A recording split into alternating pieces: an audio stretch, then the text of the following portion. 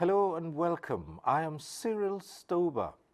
Now, on the 29th of May this year, a new administration officially assumed office with the swearing-in of Bola Ahmed Tinubu as the president.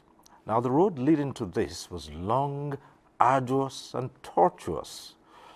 But beyond the process, the politicking, the jostling for positions, and the challenges of electioneering, the new administration says it recognizes the daunting task of governance, but remains undaunted in taking the country and its citizens to the next level.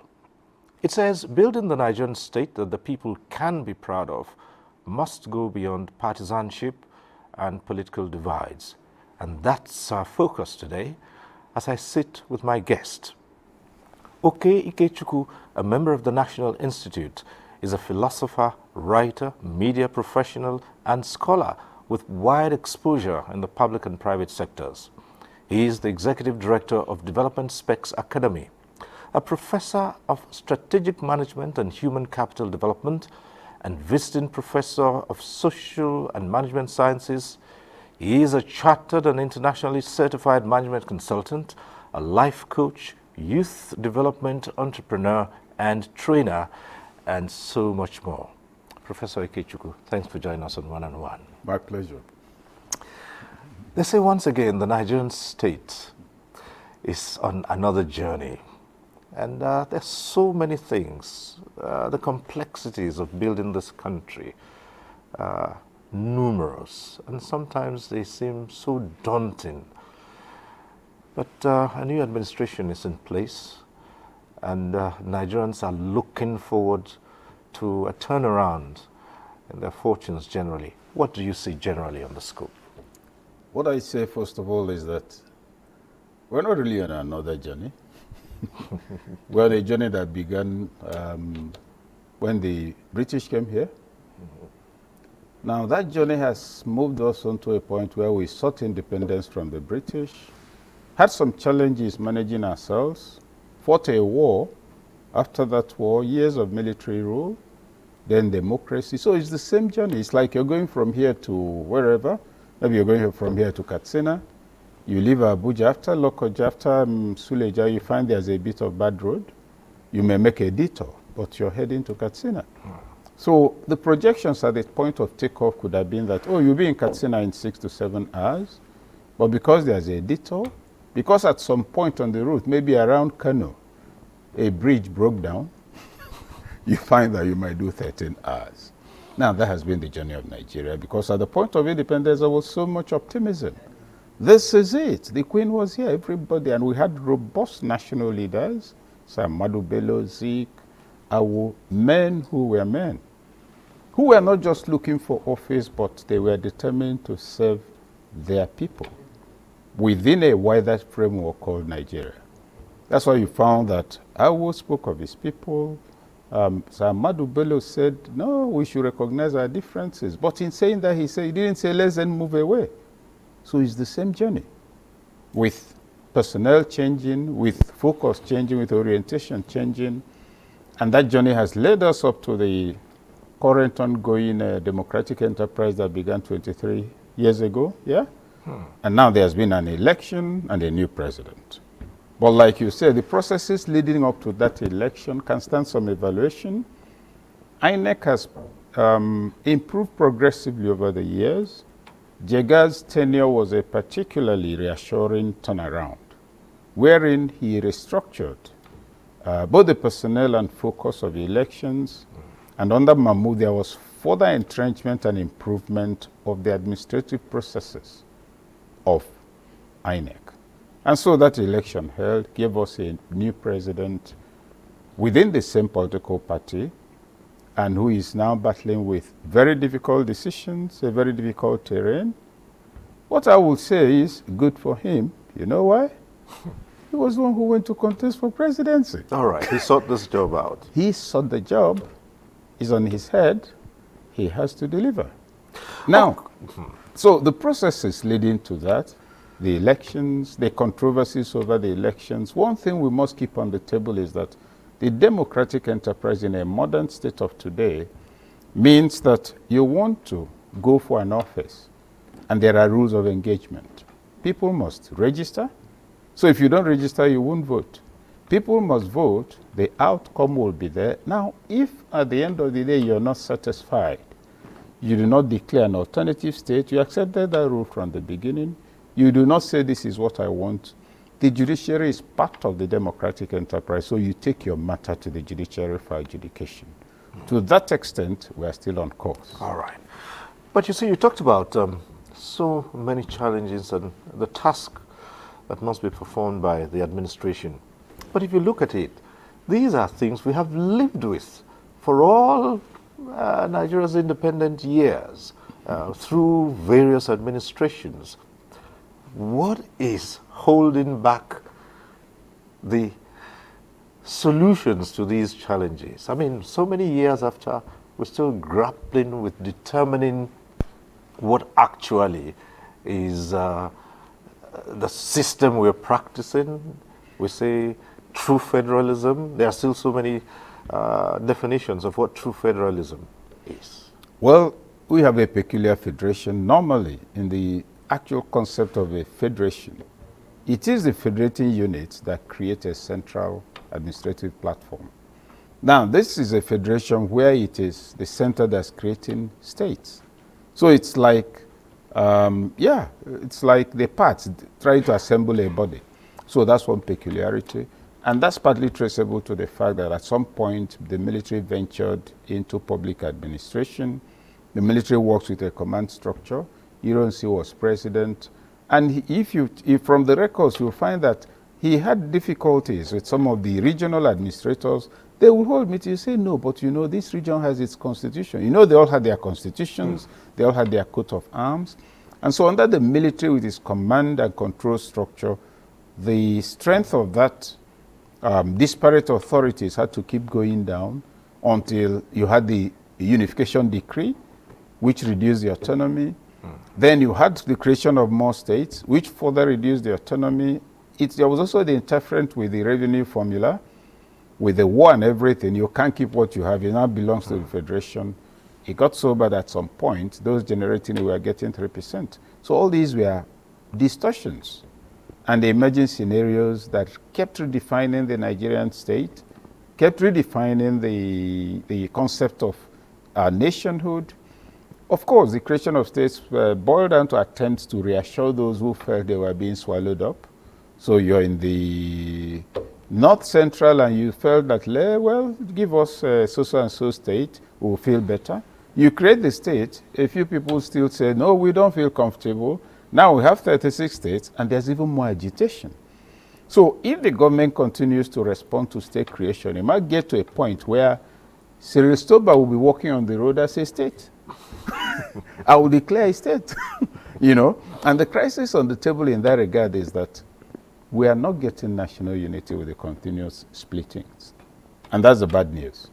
Because we've now moved to the point where indigenship has taken over from citizenship. So no conversation is deemed honest. No person is deemed competent except he is fronted by some platform.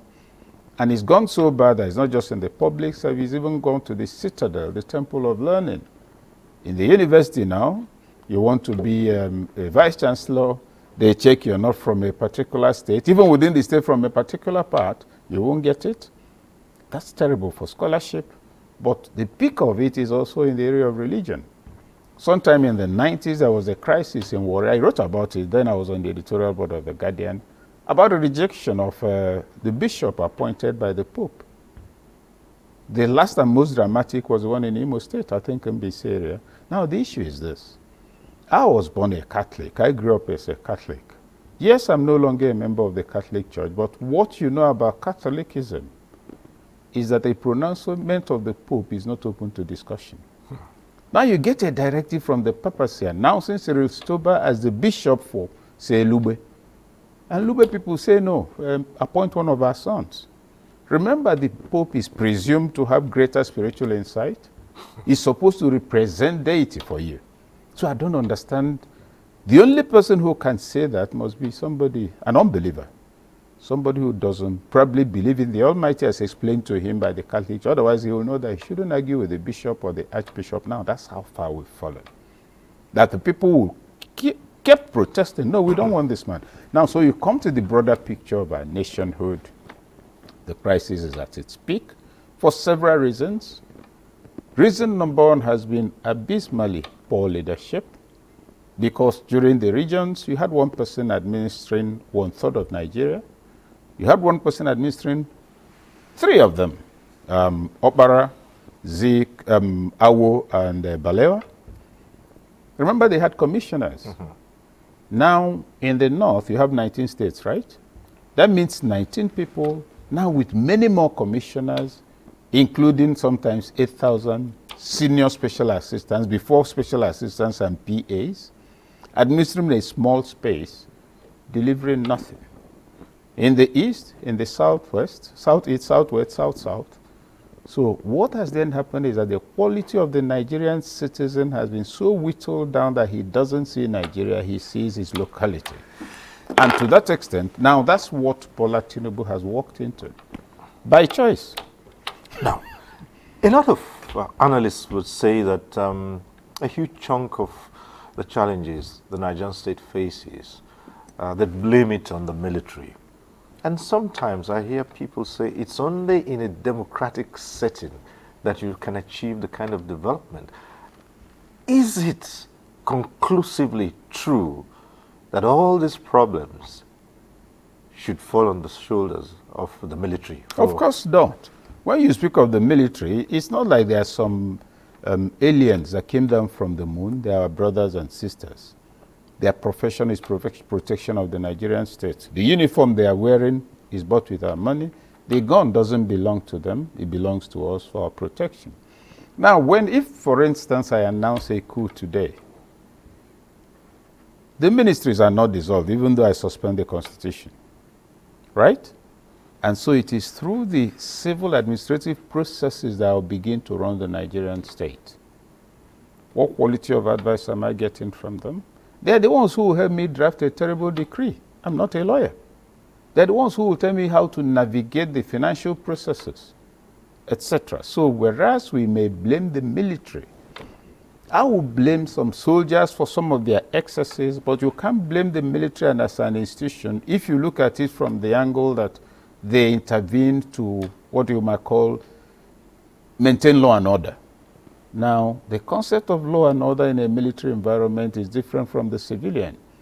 In the military setting, what is demanded of you is absolute, unconditional compliance when an order is given. In the civilian setting, what you get is substantial compliance. And I'll give an example. Supposing we are here as cadets in NDA, and there's this lieutenant there, there's this colonel, and the commandant walks in who is a major general. All of us will stand up. Even the colonel or brigadier who doesn't stand up, now that's something to worry about. Supposing he does this a second time, he's looking for who will throw him out of the army. Not to talk of cadets. That's in the military. Now in the civilian setting, I'm a year 1 student. I haven't even completed my registration. There's an event, the vice chancellor walks in, and I choose not to get up. You know nothing will happen to me. So for a soldier who understands authority, he can understand how civilians survive from day to day.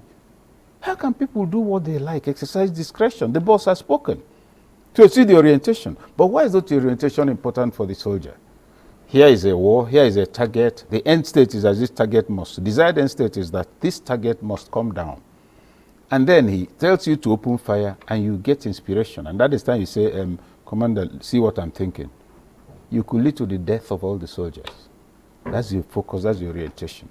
So they move into the civilian set, and that's why you saw that there was a lot of, I mean, particularly if you think of the Buhari regime, Idi Abuan Buhari couldn't understand why you should say anything that will embarrass somebody in office. You can't do that in the barracks, you're not a soldier. But they were not in the barracks. So, yes, we might say they intervened. If you think of the Murtala intervention, for instance, a mess had already accumulated by the time Murtala intervened. And you recall that some senior, very senior military officers were reported to have returned some of the money they took in controversial circumstances, including himself. Now, his coup was, no. The thing we had in mind when we started is not what I'm saying. He moved in, another coup. But what you will notice that progressively with the more coups, particularly the ones of the 90s, the military began to lose a lot of credibility, the quality of officers that were presented to the public. But I still keep saying these are officers and soldiers as distinct from the military institution whose behavior then colored and to a large extent undermined some aspects of public perception of the military. All right. But then the country returned to a civil rule, democratic governance, and we've had this going for quite some time now. Yet, it would seem as if the challenges are mounting. And now, with a fresh start, well, still on the same journey, but with new personnel. A new tone or new personnel, a new driver on the seat, yeah. The question comes back to, how do you build a state without the coloration of partisanship, party lines, and those things that have tended to whittle down all attempts at developing into society? I'll take it from three angles. The question of partisanship, the quality of leadership, and the nature of party politics. At the level of partisanship, people need to make a distinction between being political and being partisan. When somebody says, I tell people, oh, I'm very political but not partisan, I say, what do you mean? I say, I'm interested in everything that will affect lives, whether through people who are in public office, through secondary schools, primary schools, etc., or sense of community. These are the things that build human communities. So you ought to be interested in that, whether the person in that position is from the party you like or not. Because if he has taken that position, he holds responsibility for what could affect your life. So if you have any good ideas, make it available to him or her. For how long he stays there, doesn't matter. Just there must be some positive for as long as anybody is in the office. So it's important to be political. Now, to be partisan is also there's nothing wrong with it. Because if you're a socialist and I'm not a socialist, why should I agree with you? I want to win to drive socialist ideology. You want to win to drive capitalist ideology. So it's also normal and natural to be partisan. Now, where the people lose is where the opposition or one partisan group, if your party didn't win and mine won, and you see nothing good in anything we do, the people will lose.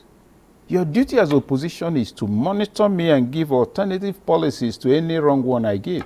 That will challenge the man in government to do the right thing. So that's constructive engagement in political opposition, which Awo did flawlessly. He had alternative ministers, and all of that. But here, they think opposition is just to be saying waka to the government. And that precedent has been set by the PDP after it lost power. If you look at all the interventions of the PDP, they are mostly press releases. Oh, this Buhari did this one. It was kind of, speaking professionally, and it was considered fantastic opposition. We are giving them fire. Now, look at opposition. You're giving fire to the current government. Within your own party, there's no party democracy. Your governors are not doing well and you're hoping to remove the government that removed you. There is nothing to recommend you. So the thing is an opportunity to regroup and say, well, we learned our lessons. We're going to blow them out of the water. You came out in the same set of rags, totally without dignity or authenticity. And you expect that, Nigerians will vote you because you've been saying bad things about. You see, what's there to choose between them? Then you now move to I said I was going to take it 3 points. Well, as you say, What was that cartoon? They carry me go where I don't know.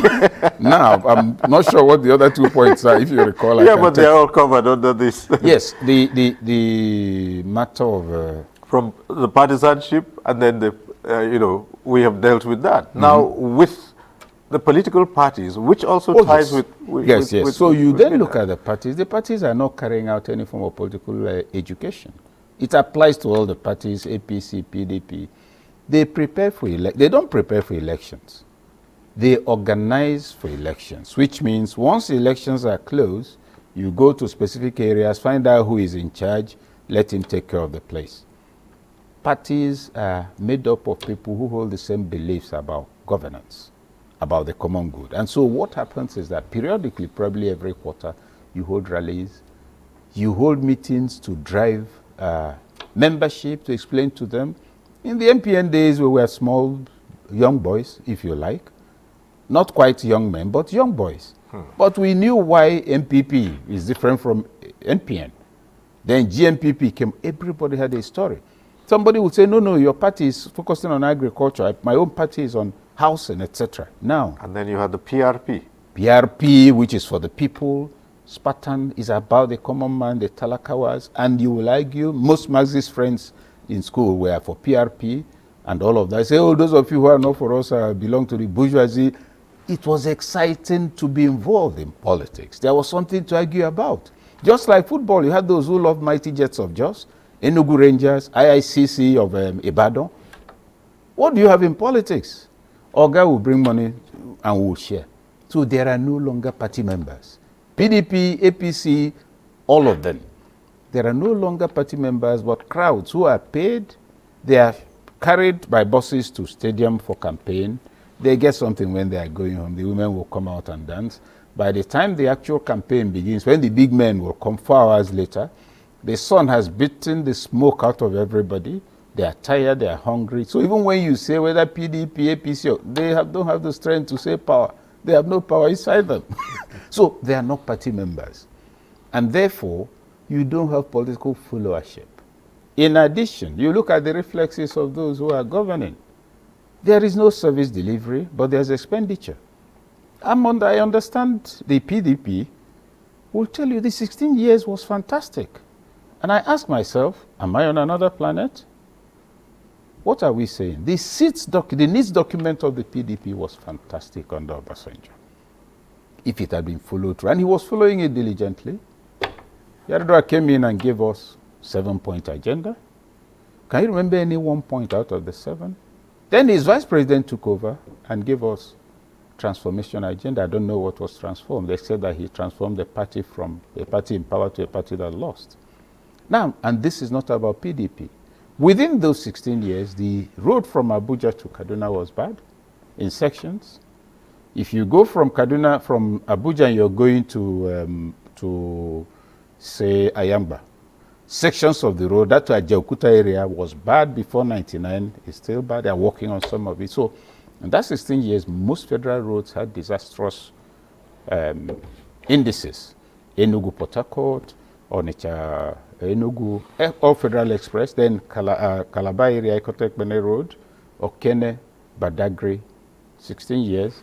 And after 8 years, after PDP left, most of those roads are still bad. So I migrate the submission then to the issue of leadership and elite crisis as distinct from party problems.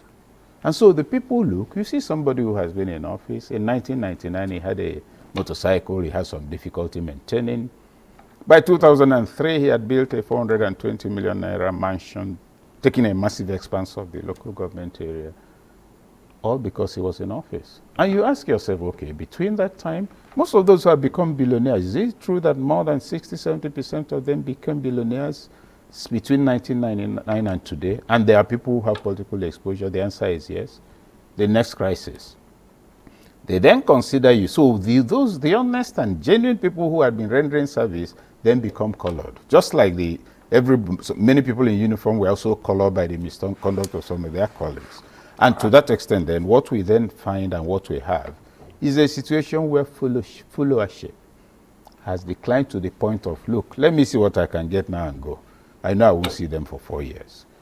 that level of social disorientation, political apathy, distrust of government, evidence of poor service delivery on all levels, roads, water, security, and all the rest of it, you find that a demobilization of the people have taken place. But what's the solution? You can't run away from Nigeria. You want hard decisions. Hard decisions get made. If hard decisions are made, you've been rumbling and rolling in mud for a long time. Part of it has dried on your body. You want to have a good clean. Oh, there's going to be some scraping. You won't like it. So there's nobody to babysit now. Okay. This is the season of, if you like, hard knocks. Right. But then one big issue still remains in the Nigerian state. And how to deal with that? The ethnic divide is not so easy to surmount. Yes. For one thing, the ethnic divide was there even before the white man came. But there was what you call overarching interests and values. Kola nut traders will come from the north to Shagamu and buy kola and go.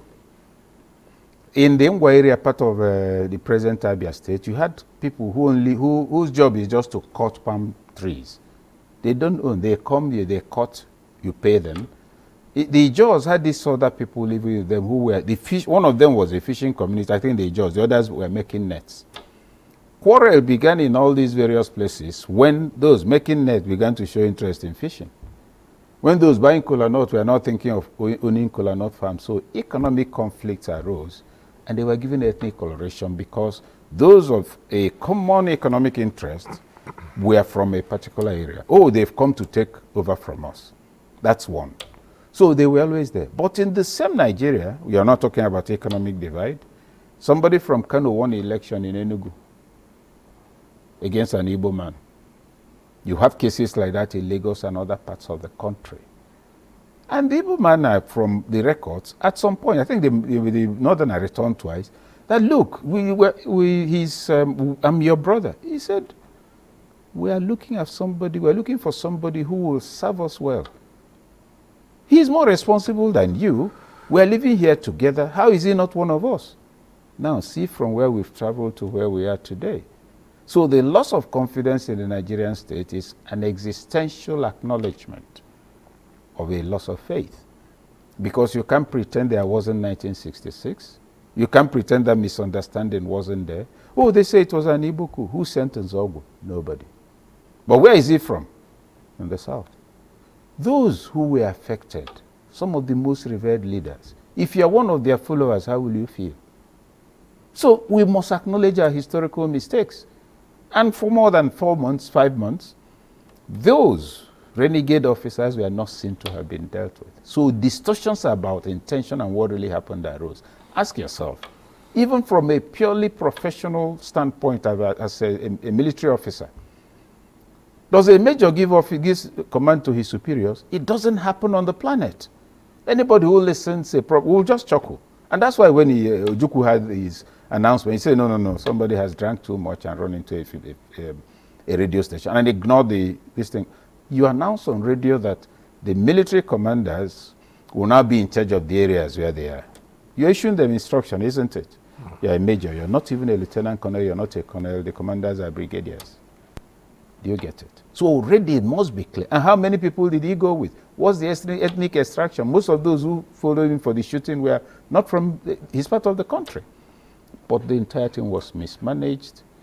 And the question anybody listening to that will say, who trained this type of soldier? But when blunders lead to national calamities, first acknowledge the blunders. Determine what the issue is. So that misunderstanding, all this one about who did what, is not what you're telling somebody who sees that his idol is no more. So it wasn't also well managed. There have been attempts, and this whole thing has been, post-1966, has been an attempt to manage that aggravated misconduct. The war ended 1970. And the maxim was no victor, no vanquished. The claim. Well, if you say so. But today, so many years later, we still run to our regional enclaves when certain things are not in our favor. I'd like you to keep that in mind because that's what we should talk about right after this short break. As you stay with us, we'll be back with Professor Okey Ikechukwu.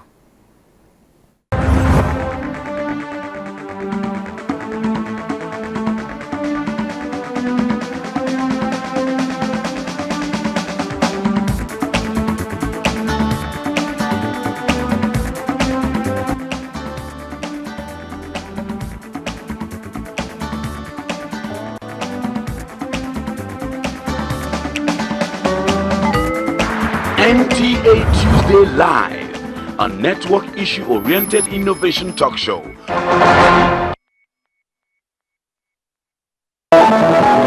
Why should we be in a difficult situation financially? Once upon a time we were rich, but we're not a rich country anymore. Disaster management is everybody's business. In all these times, the organization turned to Nigeria. We would as much want to harness the capacity that is within us so that we see how we can become self-reliant. 1 month ended and you said you are increasing warning strike by 2 months. I mean, you are incubating madness.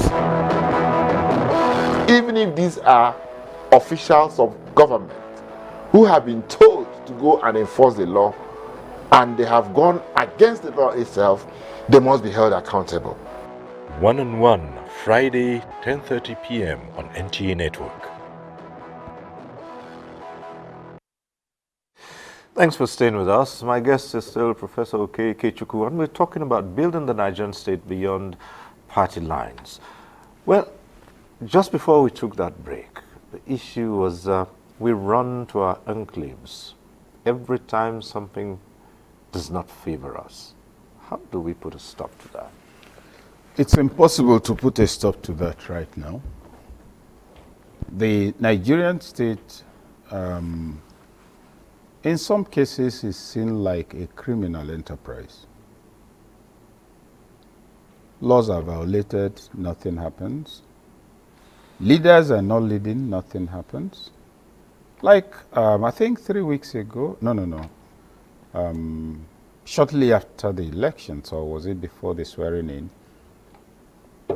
a particular local government came out. The governor, by the way, their governor had been returned.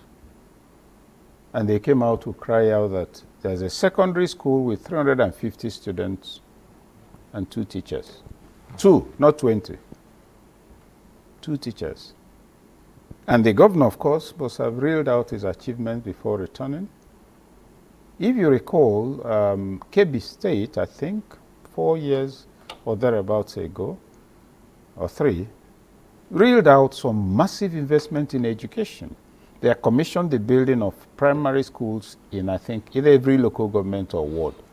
Fantastic idea, but that's no investment in education. It is procurement contract to friends to build houses which could be used as schools and which are schools. So it's investment in education infrastructure. How many teachers did you employ? And that's what you find replicated all over the Federation, southwest, south-south, southeast, north, middle belt, everywhere. The mistaken assumption that you can replace investment in human capital development with investment in education or learning infrastructure. Somebody supplies the desk, somebody builds it, he gets paid, you go and call the tape. Yes, we are now ready to move forward. You've just bought a brand new car. You've called your friend to celebrate it. Now you're about to drive off, but you didn't buy fuel. You're not going anywhere. And so you find that, look at us. You say, where are things going on? With decline in education, political illiteracy also follows. There used to be exchange programs. My friend, when I was in Zaria, Bala Dauda, he schooled in Umahi, where I was born. I ran into him, and that's how he said, oh, his state governments will exchange. Do they still do that? Then the north, with banditry going on everywhere, most people don't know what you mean when you speak of government. The same thing in the south. You're talking about fuel. Fuel had been deregulated in the southeast for more than 10 years. because people have been selling at whatever. That's why you don't hear of fuel scarcity there. So how do we then bring it all together? A leader's reflexes can make a difference. The last government came on, there was a lot of enthusiasm and excitement and expectations, and then some of the decisions became incredible, so to say, to many people. And so perceptions of inclusivity declined when it was seen that, okay, it doesn't look like we're included in some of these arrangements. This is an elite thing, and I need to make a distinction here. The elite is largely responsible for the quarrel down the line. I want to become Minister of Agriculture, or Minister of Finance, or Youth and Sports, or even Labor. I struggle, I don't get it. I go and tell my people, or as I'm about struggling for it, I say, look, you people, this belongs to us. Now, which minister has ever gone to his people after getting it? Oh, I've got our this thing, or the Senate presidency, or wherever. So it's an elite thing going on. And so progressively, the Nigerian citizen, who is now an indigene actually of very likely his local government, not even his state, not a citizen of state, he's not connected at all. He sees himself as somebody who receives something. And so if I come and build a house, a town hall or something, I rebuilt by Okey, Ikechukwu. That's not how government works. It is public service. So when you have a populace that assumes that anything you do as governor, oh, governor gave us this. Instead of governor facilitated this as what we deserve from the state. So demobilization has taken place, integrity deficit for the government, elite reflexes are not reassuring. If you have 20 policemen for this town allocated, and 9 have been taken by people who can pay for it, which is allowed, you have 11 people to manage a town where they can't. So insecurity grows. Now people will also be hating the police. They are not doing their job. They won't realize the police is underfunded. They are hating and complaining about the military without realizing that the military is overstretched. We are complaining about the security chiefs and everything without realizing that if the civilian administrators of these spaces are providing governance, you have less people who are unemployed. You have people who are artisans or what, they don't exist. So the number of people migrating from propriety to impropriety and outright criminality is increasing every year. So what are you looking for? When a state has more than 1 million unemployable youths, I didn't say unemployed, because look at the disaggregation. That's a difference, unemployed and unemployable. Totally unemployable, he has no skill, he learnt nothing, he only knows what to collect and eat. And so their numbers are growing in the very spaces where Ahmadu Bello administered effectively. And now you have 16 and 19 administrative apparatuses. Nothing is working. And look at it, further self-diminution. There's the controversy about Almajiri education. Oh, it's a waste of time. It's not a waste of time. Oh, they are not intelligent. That's a lie. And the North is allowing itself to be wrongly stigmatized. If I attend an Almajiri school, and I memorize the entire Quran from beginning to end and recite it, seriously, you know, that's proof of exceptional intelligence. That's the same memory I will use to memorize mathematics and the formulas, etc. But whereas you've given me that training, you've not given me something else with which I can engage in the economy. And so I'm made to look stupid, whereas I'm not.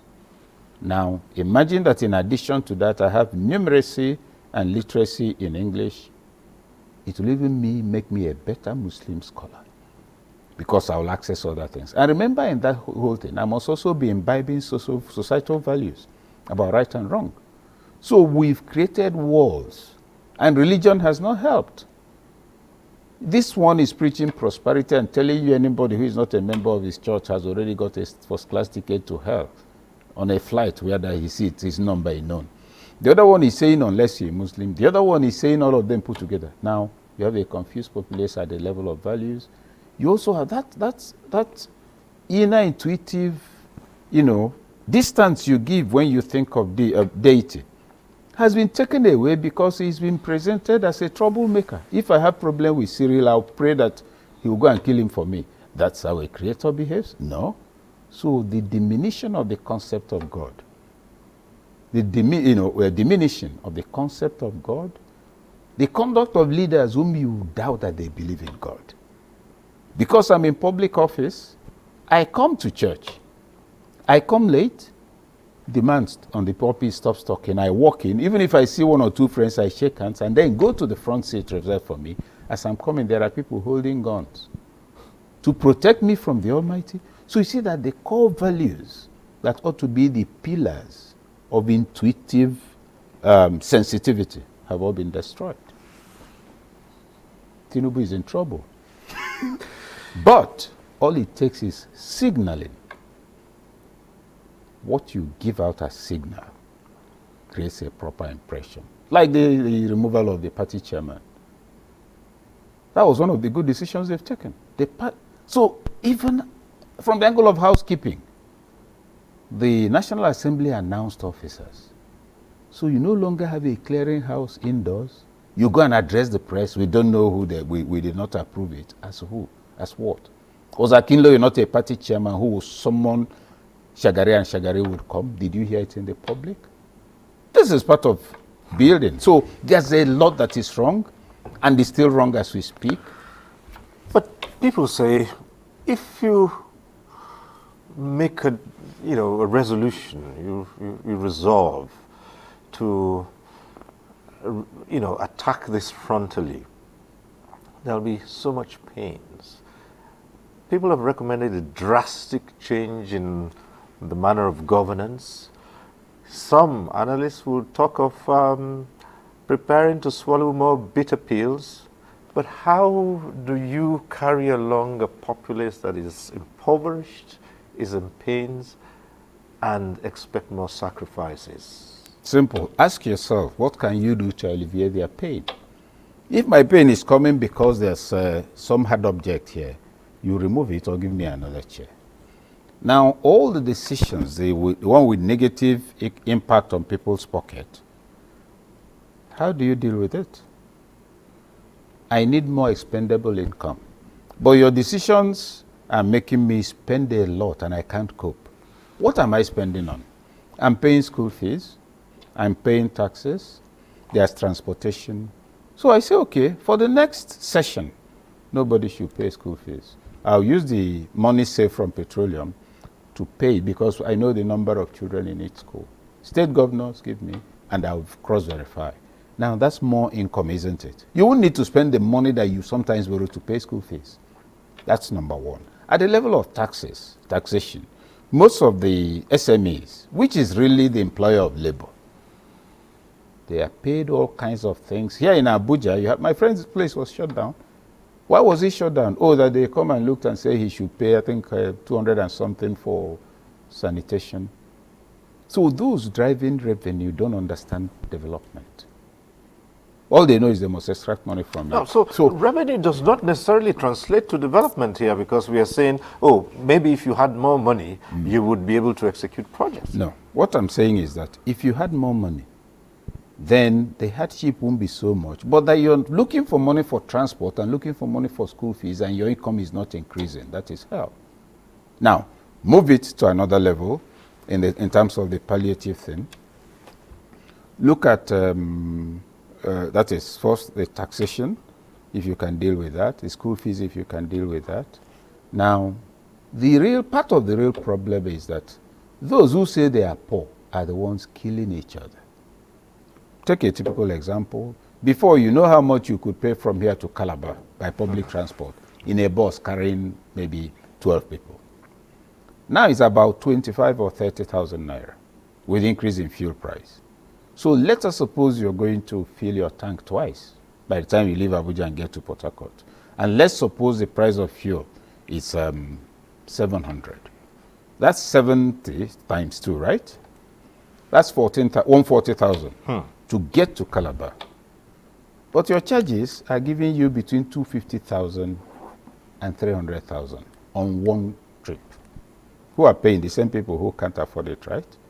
Whereas ordinarily, if you made 50,000 on each trip, you're doing good business, which had been the usual calculation, 30,000 per trip, 50,000 for the transport company. But now you're making over 100,000 one way. So part of what also needs to happen is a conversation. They will tell you, oh, it's not only fuel that's the input, but for long distance vehicles, fuel is the substantial input because you have scheduled maintenance. So you then ask yourself, is it possible, for instance, to travel from here to Calabar for 18,000? The answer is yes. But instead you're paying 25. The keke man who is using the same amount of fuel, but he has now spent 700 naira to buy 1 liter. With that 1 liter, what the 1 liter will cover, he has used it to make 4,000. So there has to be a drill down conversation. This elite engagement about palliatives, you know, you're giving the National Assembly, I think, 70 billion or 80 billion, people who are first of all overpaid, people who don't belong in the palliative this thing, people who should even expect or support the president by saying, okay, we are ceding. Imagine that they announce they are ceding even 2% of their pay.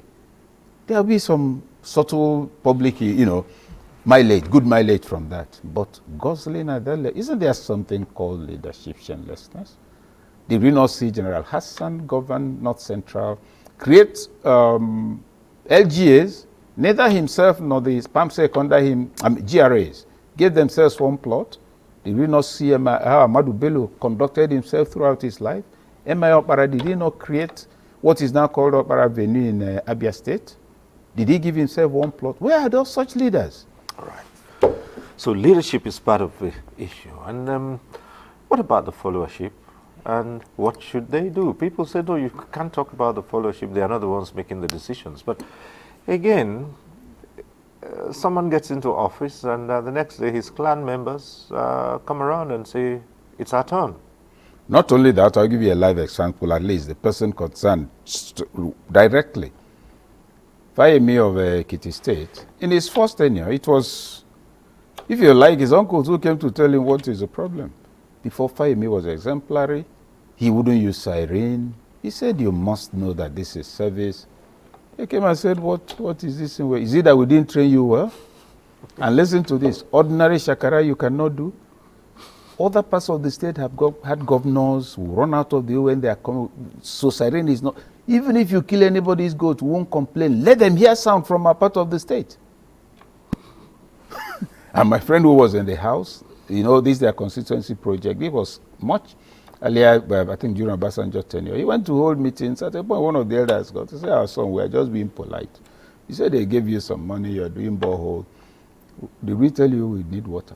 The stream here was there. We know when your mother was a little girl. So if there's any money they brought, let's share it and go. We have other things to do. Now that's followership. Ojo Madueko as minister, I accompanied him. I was also a minister of transport, and we went there to his church, one particular event, and they said they were raising money. And he donated, I think, is it 50,000 or thereabouts? This was 2001. And the presiding, this thing got up, took the mic. This was here in Abuja. I said, no, Honorable Minister, this is beneath you. We expect this and that and that. And you know, Joe, he will not take what doesn't belong to him, but he also won't allow you to create the wrong paradigms. He went and took the microphone and said, people like you should not be pastors. You're not serving God. You know what if I donate 10 million here, all of you will clap. Instead of asking, Oga, well, you've just been a minute. What new job have you got? That is why our society, he couldn't be restrained. He spoke for almost 10 minutes. So leadership, followership, but the point is, it is academic to say whether the chicken or the egg. The fact of the matter is that a man in the house, a mother in the house, they set the tone for the family. So what you don't allow, even if your children are inclined towards it, they'll say, oh, mommy will deal with us. Leadership. Anambra State was a complete riot. When I say it's my state, it was a complete riot when Peter won elections. He's going out in the morning. Initially, he saw some people, held, young men. He said, who are those people? On the third day was when he asked, who are those guys? And he said, oh, they are the praise singers in Igbo Timbu. He said, so why are they here? He said, oh, well, your predecessor, what normally happens, they go ahead when there's an event, and when the governor is coming, they bring the roof down. They will know, people will know that the governor is coming. He said, are they paid? They said, yes. He said, tell them that this sort of job doesn't exist in Anambra State. Our money and all of that. So you also find that the example I give about Fayemi, there were paradigms he set. People didn't like it. There was all kinds of things about stomach infrastructure. Who brought them back to Fayemi? It was stomach infrastructure. They realized the notion of what Yorubas, I understand, call Omoluabi. I hope that's the destiny. Yes. All right. They say, no. Beyond stomach infrastructure, where we ought to have, we're people of dignity. All right. The same people voted him back in. So there are examples. I would peg it fundamentally on the quality of leadership. Signaling. There will naturally be a backlash, because those who are benefiting from what is wrong, you're about to shut them down. They won't like it. Leadership is critical. Well, finally, Prof, as we round off, do Nigerians declare that moving forward would demand more pains, but perhaps more gains in the long run? It will, but there's nothing as good as consultation. And I'll end with an example. General Yusuf, the immediate past commandant of the NDA, you remember there was a time soldiers were ambushed in the north about 3 years ago or so. Their facility, quite a number of them were shot. Now the army sent reinforcement. The reinforcement was ambushed. Do you think those guys in the barracks knew? They didn't. So it was practically coming close to a mutiny. General Yusuf said he was going to talk to the soldiers. A lot of people urged him not to. That they could open fire. They felt abandoned. Are they not human beings? He insisted and took off. Now, as he was with a helicopter, they were being shot at helicopter. The pilot is okay, that he has to also take out some of the ground pressure in order to go on. But to do that, you need to drop a little lower. And the helicopter got a hit. He survived. Not because the helicopter landed, but because he crash landed and he was still alive. He still got to the place. There was still frowning. By the time he first of all told them what happened to the reinforcement that came and how he got there, everybody was ready to take his gun again. That this is a soldier like us. Do you get it? Conversations must begin at all levels. It's not a federal, what do you call it, National Economic Council, no. State governors should talk with their people. The presidency should create a conversation platform. It's not the type of town hall you come and hold in ICC where people like us will come. Nigerians are not in Abuja, they're in their localities. And there are local government chairmen. What exactly are they doing for a living? They should be brought to a TOT engagement. It's an elaborate thing that needs to happen, but when people are spoken to, they will understand the reason for their sacrifice. All right. And it is on that note we must end this conversation. And Professor Okey Ikechukwu, it's been a pleasure hosting you. Thank you very much. My pleasure. All right. And that's our program today. Well, thank you for watching. Next week, we'll be back with One-on-One. I am Cyril Stober. Continue to stay safe.